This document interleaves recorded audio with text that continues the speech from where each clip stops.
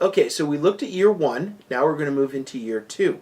Year two, we have 5,000 units in inventory, and it has $6 worth of fixed manufacturing costs included in that inventory.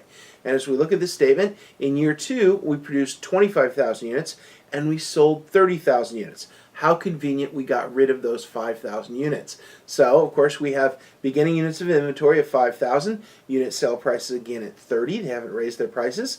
Variable cost per unit, direct materials, direct labor, variable manufacturing overhead is $10. Selling administrative is $3. Fixed costs $150. Selling administrative costs are $100. And so we go past that into our unit comparisons. We're going to compare the absorption costing and variable costing, and we know that the direct material labors and variable overhead is 10 each, and of course the fixed overhead is 6 each. We know this from the previous example. And then we go to our second year here of our contribution margin format, and we have 30,000 sales at $30 units for 900,000, and we have variable costs of 30,000 at 10, and variable costs at 30,000 at 3, and so that's 390 in variable costs, and we end up with a contribution margin of 510,000.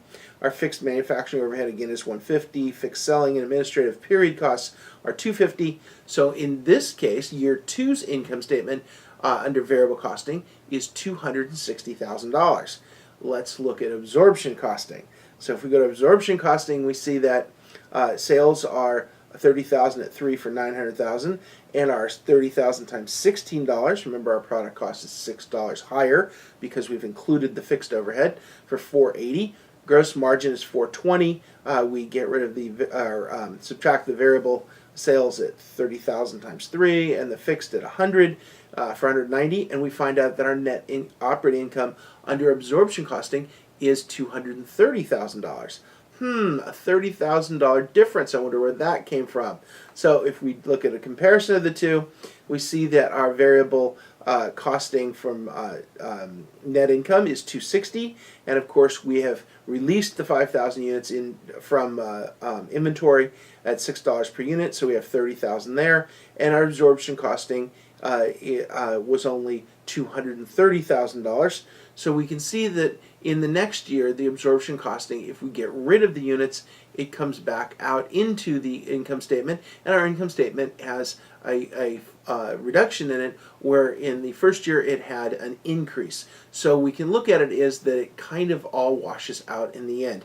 In fact, this last slide you can look at, and you can see that it's pretty straightforward. In the first period, we had a buildup in inventory of 5,000 units, so absorption costing didn't include those, and variable costing showed a little bit less profitability.